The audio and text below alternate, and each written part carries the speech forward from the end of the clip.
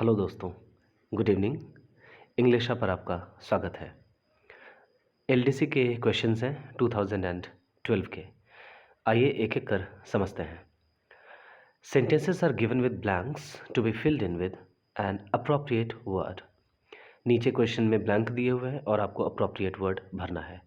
4 alternatives are suggested for each question. हर question के लिए 4 ऑप्शंस दिए गए हैं आपको। Choose the correct alternative out of the 4। दिए गए 4 अल्टरनेटिव्स में से, 4 ऑप्शंस में से एक करेक्ट अल्टरनेटिव आपको चुनना है and indicate it by blackening the appropriate oval in the answer sheet. और आपको जो एग्ज़ाम में आंसर शीट मिलती है, जो भी आप ऑप्शन चुन रहे हो, ए चुना तो ए में आप ओवल को ब्लैक कर दें, रंग दें। वो तो आप एग्ज़ाम देते हो तो जानते ही हो। तो जो भी आंसर मिल रहा है उस ओवल को, उस खाली जगह को आप रंग दें काले रंग से। क्वेश्चन नंबर 7, इसकी प्रीवियस वीडियो देखिए। क्वेश्चन नंबर 6 तक हमने किया है, वहाँ एरर्स के क्वेश्चंस थे। आइए 7th, did the child dash from the chair. आप देखें कि डिड आया हुआ है सेंटेंस में और अंत में क्वेश्चन मार्क है। ऑप्शंस 4 पूछे गए हैं, फेल, फॉलन, फॉलिंग, फॉल। ध्यान दीजिएगा, फेल V2 है, फॉलन V3 है, फॉलिंग V4 है, फॉल V1 है। इतने ज़बरदस्त तरीके से इसे बताऊंगा, कभी नहीं भूलोगे आप, पक्का। ध्यान से सुनिए आप। सेंटेंस में जब भी डू, डज, डिड यूज़ हो जाए, उसके बाद मेन वर्ब जो भी यूज़ होगा हमेशा V1 यूज़ होगा। हो गई बात ख़त्म। यस, सेंटेंस में कभी भी अगर डू, डज, डिड आपको दिख जाए, चाहे डू, डज, डिड सेंटेंस की शुरुआत में दिखे या डू, डज, डिड के बाद नॉट लगा हो, he does not play, plays नहीं बोलते, प्लेड नहीं बोलेंगे, प्लेइंग नहीं बोलेंगे, कुछ भी इस तरह का। Okay, do you know me, do you knowing me नहीं बोलते, डू यू नोज मी नहीं बोलते। देखा आपने, कभी भी डू, डज, डिड आ जाए सेंटेंस में, डू, डज, डिड आया कि आगे V1 लगेगा, बात ख़त्म। ओके, तो यहाँ पर V1 क्या है? D number option, fall, fall होगा। Did the child fall from the chair, क्या बच्चा चेयर से गिर गया था? फेल होगा नहीं, V2 है, डू डज डिड के बाद V2 नहीं। फॉलन V3 है, V3 हमेशा हैव फॉर्म के बाद आता है, या तो हैज़, हैव, हैड आएगा तब V3 उसके बाद आता है, क्योंकि हैज़, हैव, हैड के बाद ही V3 आता है, परफेक्ट टेंस आता है। V3 से परफेक्ट टेंस बनता है सेंटेंस में। ओके, फॉलिंग V4 है, कभी भी V4 एक्टिव सेंटेंस की मैं बात कर रहा हूँ, हमेशा बी फॉर्म के बाद आता है। बी फॉर्म क्या क्या है? जैसे is, am, are, was, were, shall be, will be, इनके बाद ही V4 दिखेंगे। जैसे शी इज़ प्लेइंग, इज़ के बाद हमने प्लेइंग कहा। Okay, he was going, was के बाद हमने गोइंग कहा, ING कहा। आई एम टीचिंग, एम के बाद मैंने टीचिंग कहा, गौर किया आपने। आई विल बी टीचिंग, मैं पढ़ा रहा होऊंगा, विल बी के बाद मैंने V4 कहा, टीचिंग कहा। विल बी टीचिंग, बी तो आया, बी खुद में एक बी फॉर्म है, तो बी के बाद ही V4। So this is the technique. Okay, अच्छे से सीखिए आप। क्वेश्चन नंबर 8 की तरफ बढ़ते हैं।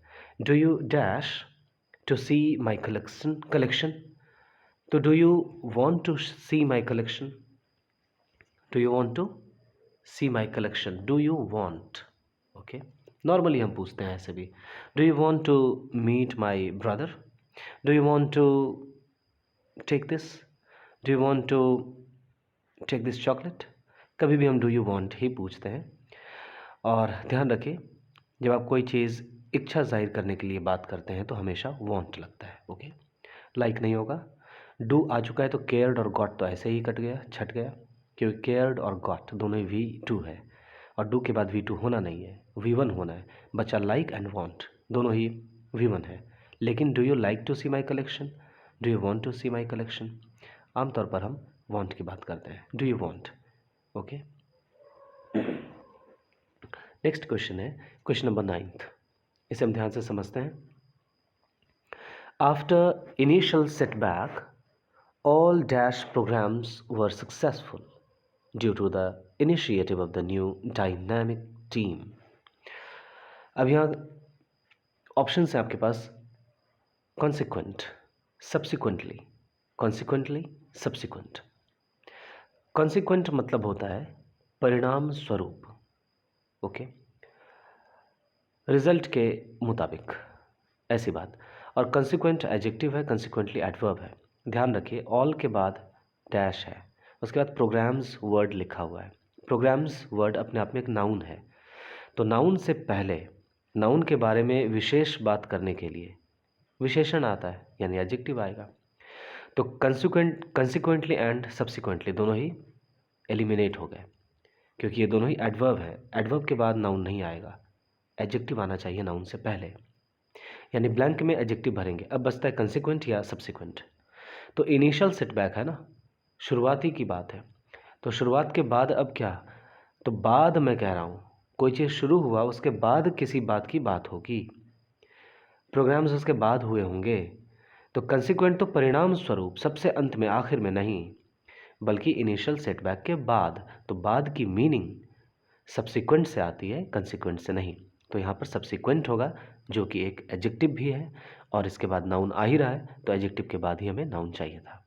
सो after initial setback all subsequent programs, यानी बाद में होने वाले सारे प्रोग्राम्स वर सक्सेसफुल, बहुत अच्छे रहे, सफल रहे सारे programs, due to the initiative of the new dynamic team, क्योंकि बहुत ही ऊर्जावान टीम आई थी, उनकी पहल से सारे प्रोग्राम्स बहुत ही सफल रहे।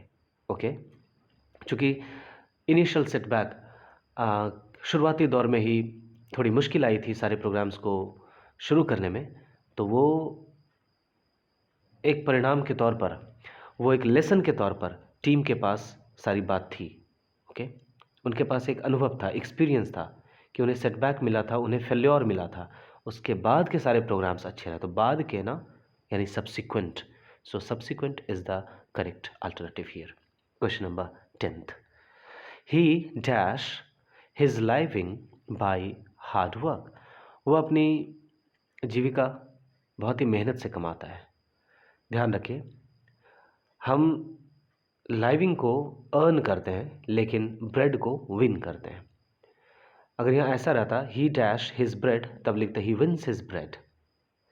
और अगर लाइविंग की बात है तो he earns his living by hard work. Okay, living आप अर्न करते हैं, लेकिन ब्रेड आप विन करते हैं, और दोनों की मीनिंग एक ही है कि जीविकोपार्जन के लिए आप जीविका कमाते हैं।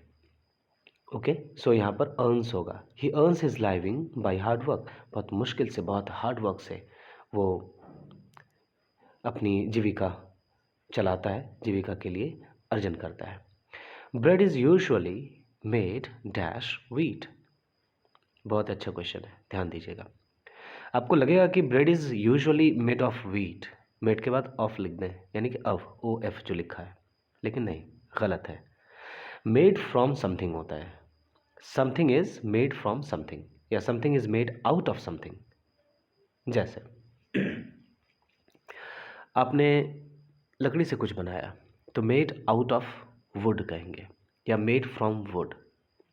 सपोज आपने एक चीज़ बनाई हो जो कि पत्थर से बनी है, तो आप कहेंगे this is made from stone, made of stone नहीं, क्योंकि किसी भी मटेरियल से हम कुछ जब चीज़ बनाते हैं, उसी मटेरियल का इस्तेमाल करके, तो मेड फ्रॉम का इस्तेमाल होता है। आप गौर कीजिए, ब्रेड व्हीट से बना है, व्हीट का ही इस्तेमाल करके, तो व्हीट मटेरियल की तरह काम कर रहा है ब्रेड के लिए।